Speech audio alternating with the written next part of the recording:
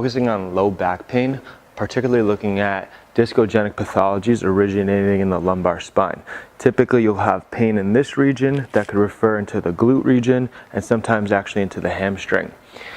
I'm going to show you a couple ways that I go about looking at this particular issue. Symptoms, seeing if there's any pinch feelings, and then staying in this position and doing breath work again. After a particular period goes by, the last step in the progression is prone press-ups, where your hands are underneath the shoulders, breathing out as you press up, and then back down.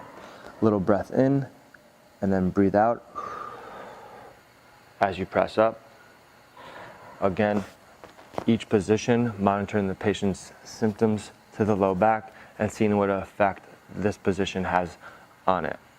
Alright, so after motion testing, I'll slide them in a prone position to see if an extension-based way has any positive effect on their symptoms. Keeping in mind this particular example, left low back pain, left glute region.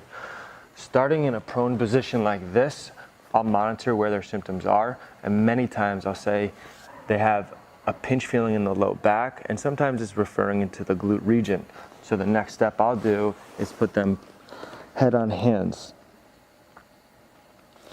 I'll have them stay in that position for a particular period of time, typically with breath work, and then I'll prop them up onto their elbows. And many times the pinch into the low back is gone and the symptoms from the glute region are actually diminished, and or it's moving up to the low back only, and that's what's called centralization, which is a very good prognostic factor in these particular issues. So then the next progression is prone on elbows, and then again monitoring the symptoms. Okay, so after the prone press up progression, I'll have the patient stand back up. Keeping in mind this example, we had low back pain going to the left region. After this particular exercise, we'll retest all the motions: forward bending, leaning backwards, and your side glide. Many times the pinch feeling that they had prior with the motions here into the side glide and leaning backwards, that will be gone, and also the symptoms that they had here will basically travel only local up to the low back, and that will also be gone. That's a very good prognostic factor called centralization if the symptoms are going from the glute region to the low back, and also if the symptoms have decreased after you did this simple approach. So typically with these issues, what I see a lot of times, clients or patients will have a hard time bending forward down to touch the toes, tying the shoes, coughing, sneezing, rolling over in bed, which are all common characteristics of this particular pathology. You have to see if it responds well to an extension-based approach to see if you're mechanically in the right direction versus what tends to be aggravating, which is a flexion-based movement, such as when you go down to bend forward. Alright, starting off with some motion testing to see if I could actually reproduce the symptoms of what the patient's talking about. First, I'll go into a flexion-sensitive movement that typically will tend to aggravate their symptoms. So it's repeated forward bending. If that reproduces the symptoms to the back, referral down into the glute or the hamstring region, that'll give me an indication that's their sensitizing factor. I'll also do some side glides where feet are shoulder width apart, one hand on the chest, hand on the hip, and they're pushing the hips one way and leaning the other way. You do that both sides. Typically, if the symptoms are on the left side and you do a left side glide, sometimes you'll get a referral pattern or a pinch feeling onto that left side as you close down. Then the last motion I'll do is hands on the hips and then extend backwards. What I typically find, they'll say it's a little pinch feeling, and sometimes they'll get a referral down if that's their sensitizing issue. Stuck in the same room, in the same mood. Everybody try to tell me what I can't do. Everybody try to tell me that I changed too. When I changed lanes from you lame dudes. It's been a minute since I spilled my pain. Had to take a step back and look at life in a different way. If you want the change, you gotta be the change. Now we're all the same. Nobody wanna take the reins. Nobody wanna push their brain. Nobody will admit that they're fake for the facts they claim. You see, we're all imperfect in a perfect way. While we work all day, we're all work, no play. We're a slave to the loans and the bills we pay. You consume a double cheese when the radio play. Mainstream Mickey D's and my shit gourmet. I've been up for 7 days straight, trying to figure out my fate. Trying to figure out any way to put food on my plate. But I sold a few teas, so I'm eating today. Okay, doing okay, could probably do better. Came home to a letter, eviction. I know I don't fit your description. A rapper, but me, I'm a clarity. Through all the chatter, I know everything that glitter ain't gold. Life is the clay, you're too busy to mold. Time is taking its toll. We spend all our time without passion and